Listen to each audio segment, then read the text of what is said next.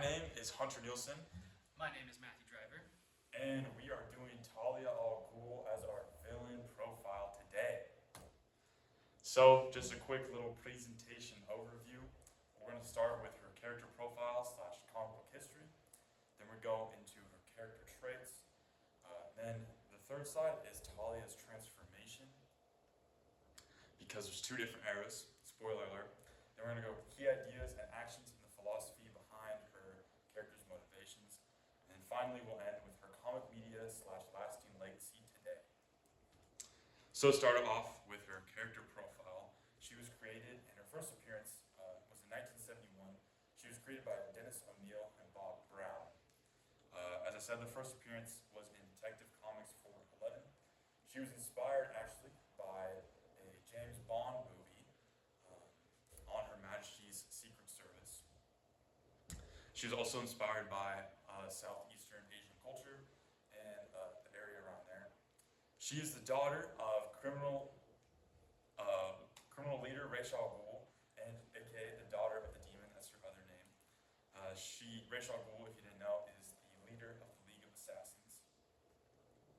Part of her profile on her character is that she loves Bruce Wayne. She's in love with Bruce Wayne and views him as an equal to her. And her father, Ra's al Ghul, also believes that Bruce Wayne is the only man that can take over the League of Assassins.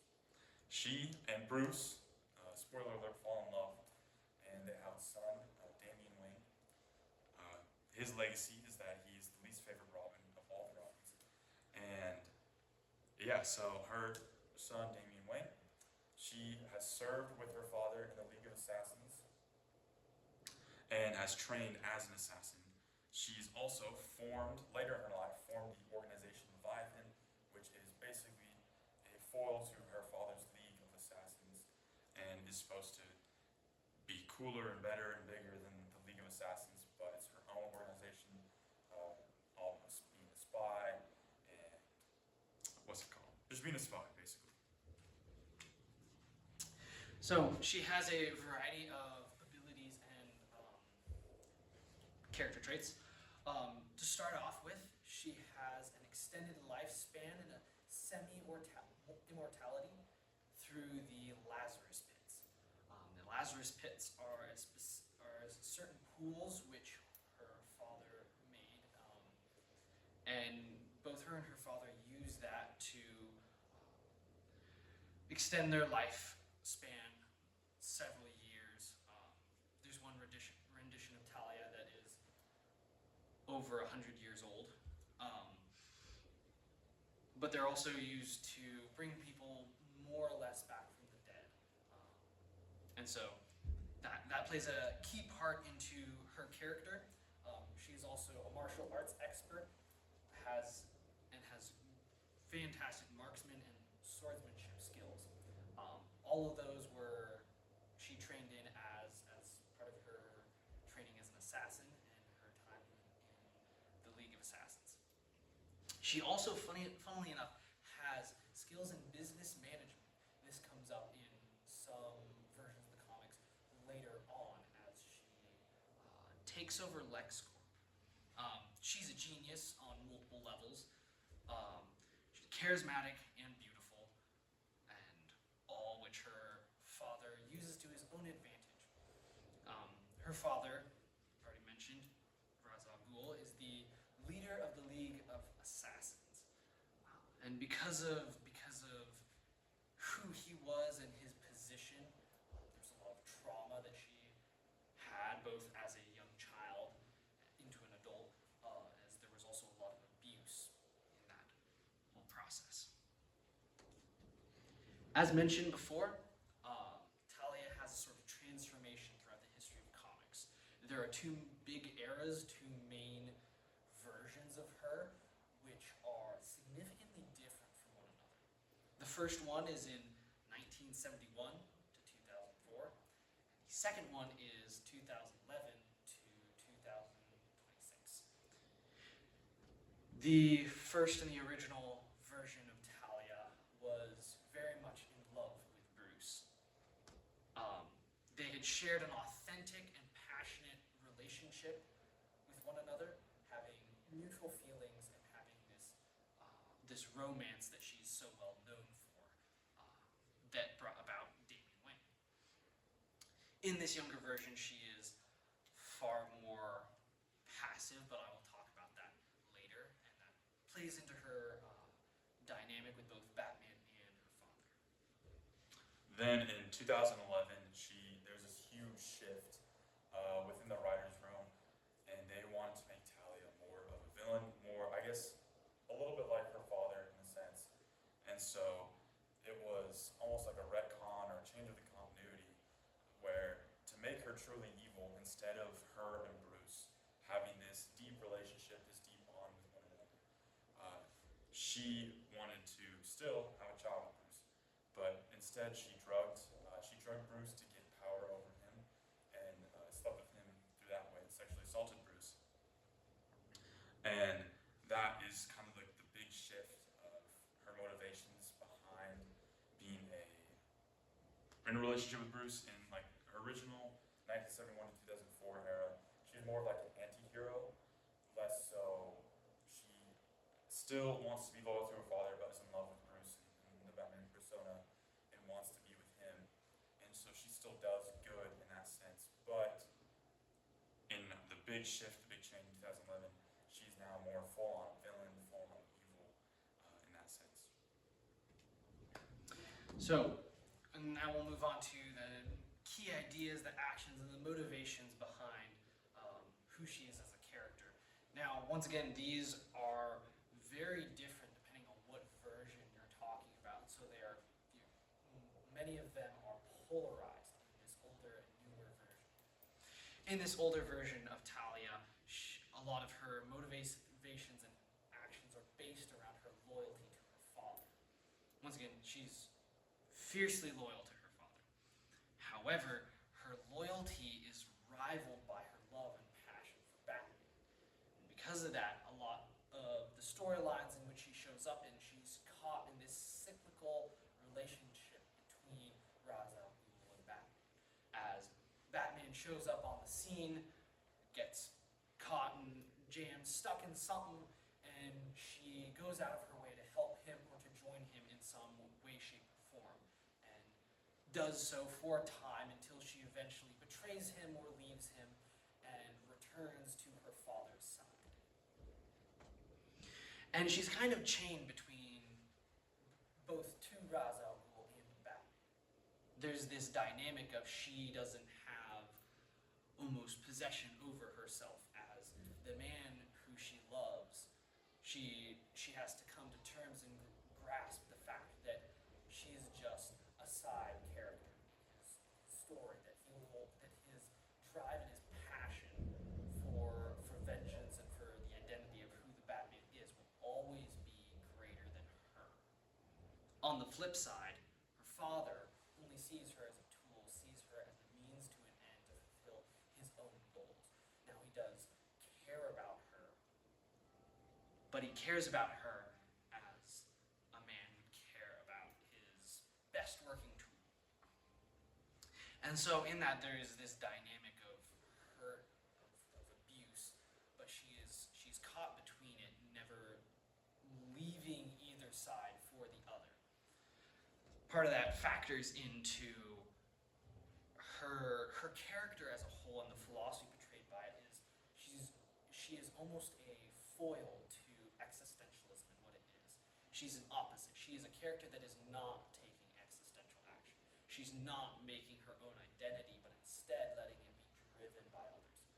Whether out of love for Batman or out of a desire to fulfill her father's wishes, she never truly becomes herself. Now, this does change in the older version.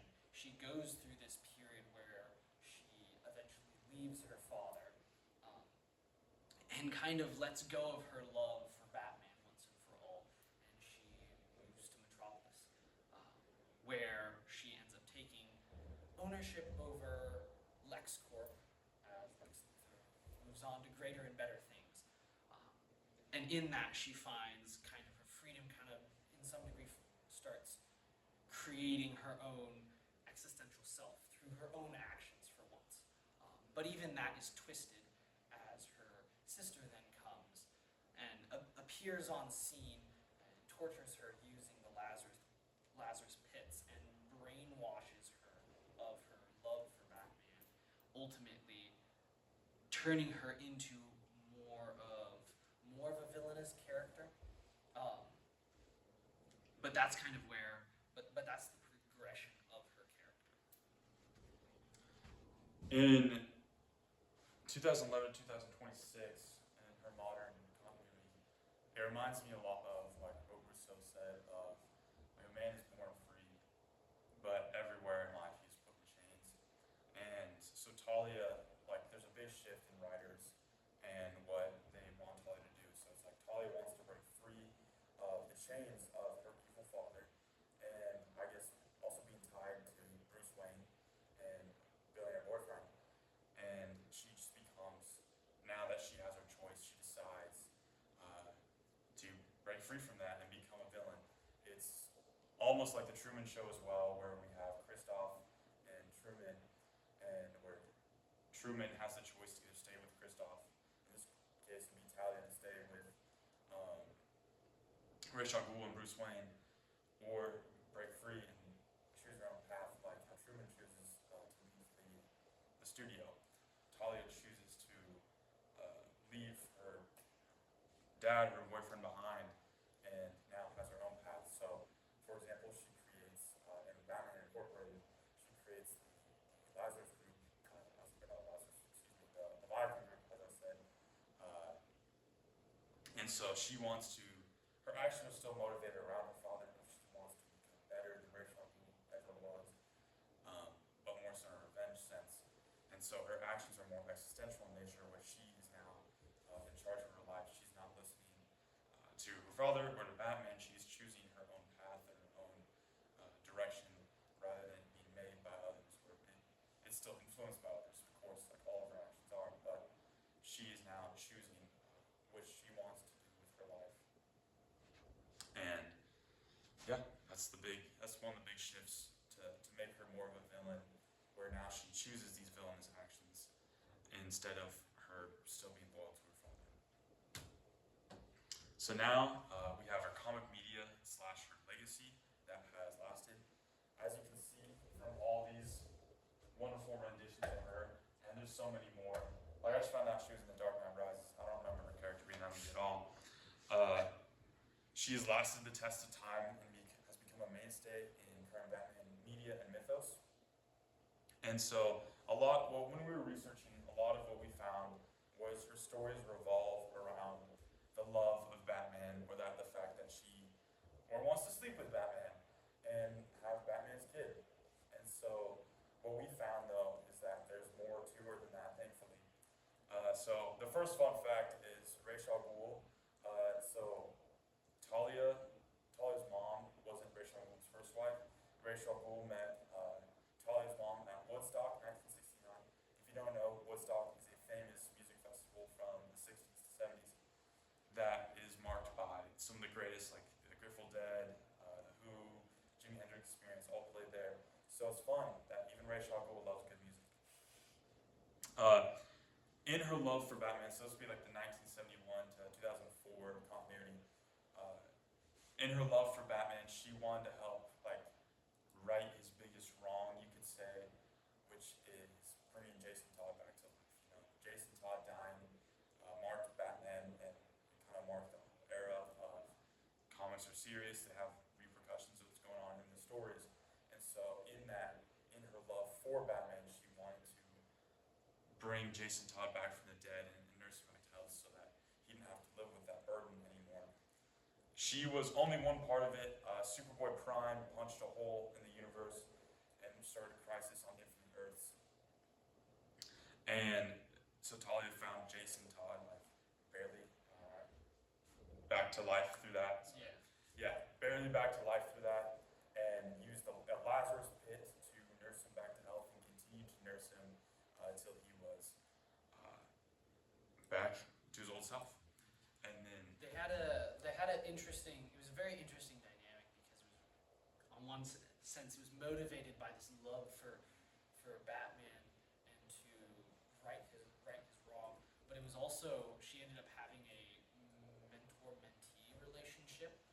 Jason Todd, and I think to some degree it became almost like a motherly son relationship for a bit. And then it gets weird because it, for a little bit, becomes a romantic relationship. It is very much messed up when you look at it. But the point of it is she was pivotal in Jason Todd's rebirth and his transformation into Red Hood, into the Batman-esque killer that he is known for today.